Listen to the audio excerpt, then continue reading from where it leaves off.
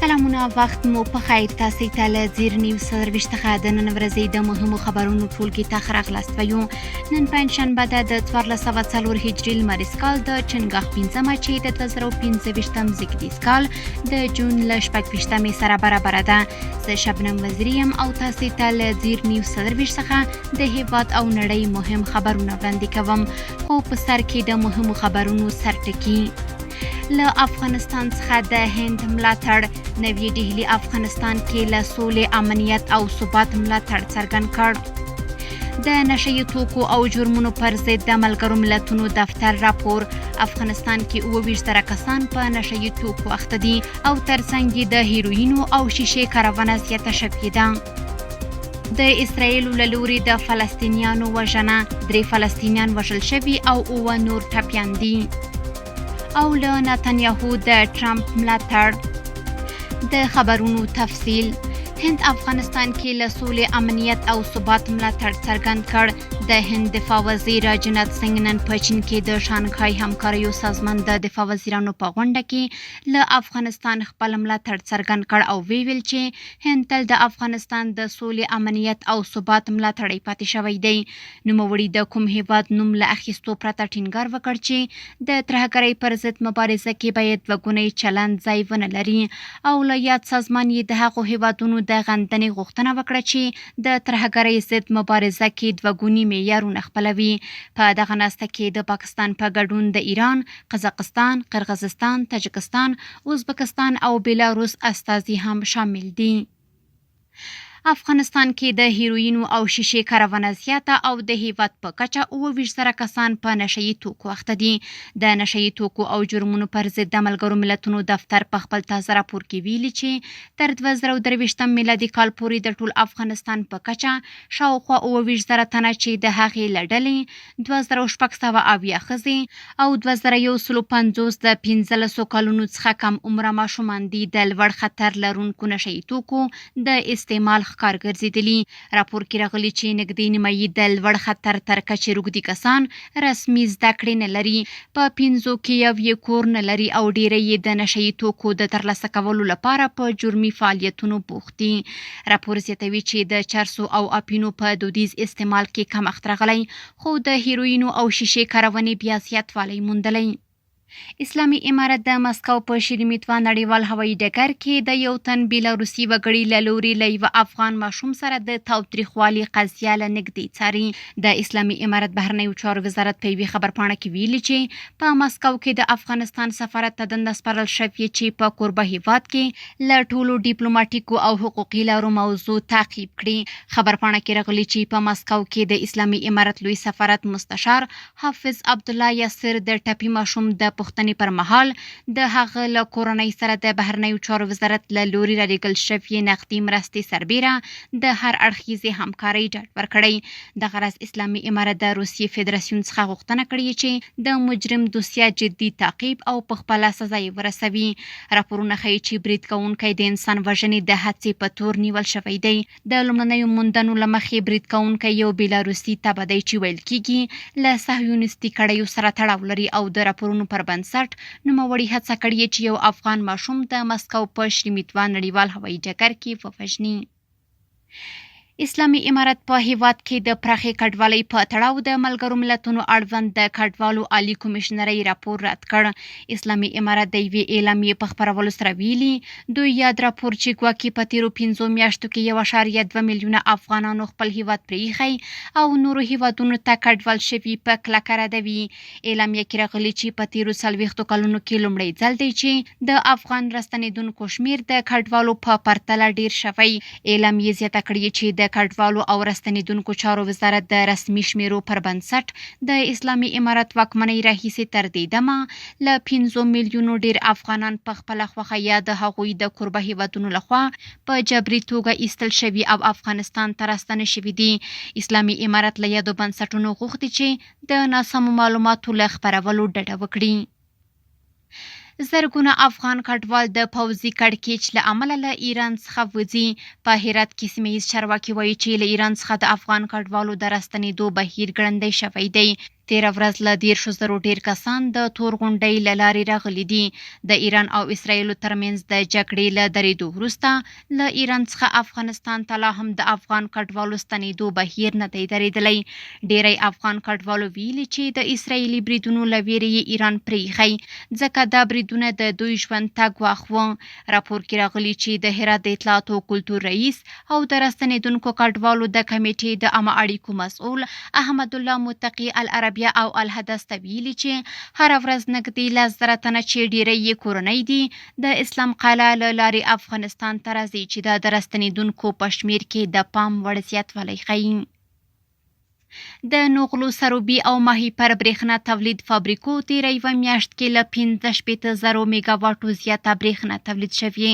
د افغانستان برېښنا شرکت وایي چې د روان کال تېرې غبرګولې میاشت کې په 3 ګونو تولیدي فابریکو کې له 15,000 میګاواټو زیاته برېښنا تولید شوې. برېښنا شرکت زیاته کړې چې له یادې کچې څخه د نغلو برېښنا تولید فابریکې 48,900 سروبي 14,500 او ماهي پر هم 303 میګاواټه پر ساعت برېښنا تولید کړي.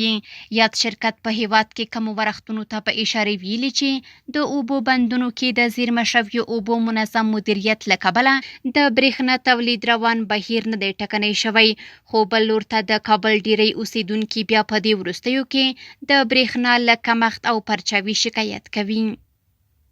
کورني خبرونه هم دومره و. اوس به زموږ همکار عزیر صفی تاسې د نړۍ له حالاتو خبر کړي. مننه شبنم چې د هیواد له وروستیو حالاتو مو خبر کړو. څو مهم بهرني خبرونه. په فلسطینیانو باندې د اسرایلو ظلمونه روان دي. ختیځ رام الله تر څیرمه اسرایلیانو چې د سیمه ییزو فلسطینیانو کورونه او ځمکې یې په زوره نیولې وي، 3 فلسطینیان په ډزو وژلي او 7 تنه یې نور ټپیان کړي دي. د رام الله ختیځ ته نږدې د کفر مالک کلی د اسرایلي کسانو تر برید لاندې راغی. شخړه هغه مهال تاوتریخوالي ته واوښته چې اسرایلي پوځیان سیمې ته ورسېدل او پر فلسطینیانو یې ډزې وکړې. دا د فلسطینیانو د نسل وژنې د دوام په لړ کې د اسرایل اصلي څېره ښیي چې د نړیوالو بشري قوانینو خلاف عمل کوي، په داسې حال کې چې د نړۍ ځواکمن هیوادونه یې تر شا ولاړ دي او د فلسطینیانو د نسل وژنې سره سره د اسرایل مالي او پوځي ملاتړ کوي. فلسطینیان وایي دا پیښه د اسرایلي حکومت د ښکاره وحشت یوه بیلګه ده.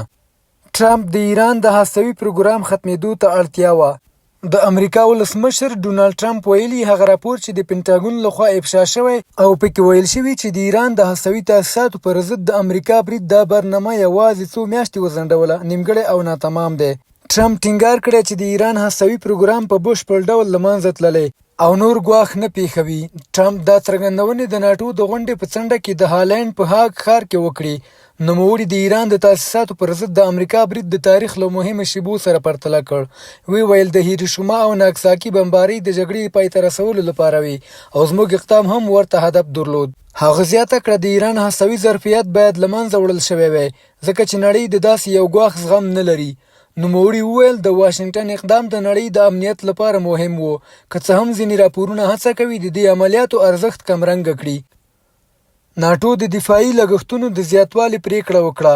د ناټو غړي هیوادونه ژمنه کړې چې تر 2015 کال پورې به خپل دفاعي لګښتونه تر 15% پورې لوړ کړي. یاده پریکړه د هالینډ په هیګ ښار کې د ناټو په غونډه کې وشوه چې مشران یې د ګډ امنیت لپاره ستر بدلون بولي. دغه ژمنه به په 2029 کې له سره وارزول شي څو د روسیې ګواښ او پرمختګ وکتل شي.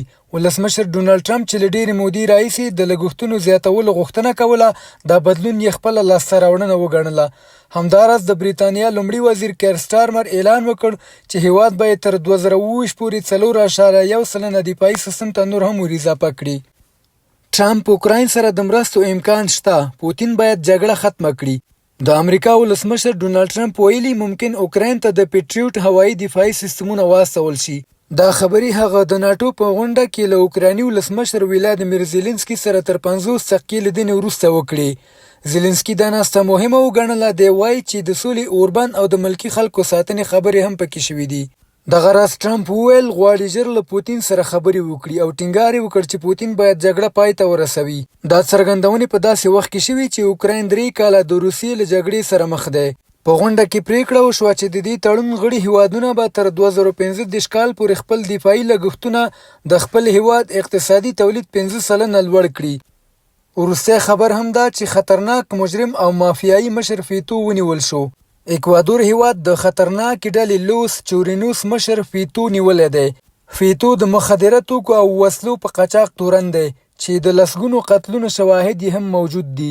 دی په 2024 کې د ګوایا کویل له زندانه وتښتید چیرې چې د مخدره موادو او وژنو په تور سزا تیروله. د دغه هیواد ولسمشر نوبوا وویل چې فیتو به اوس امریکا ته وسپارل شي او حکومت د نوموړي د نیولو لپاره $1 میلیون جایزه ایښې وه او زرګونه سرتیري یې پسې استولي وو.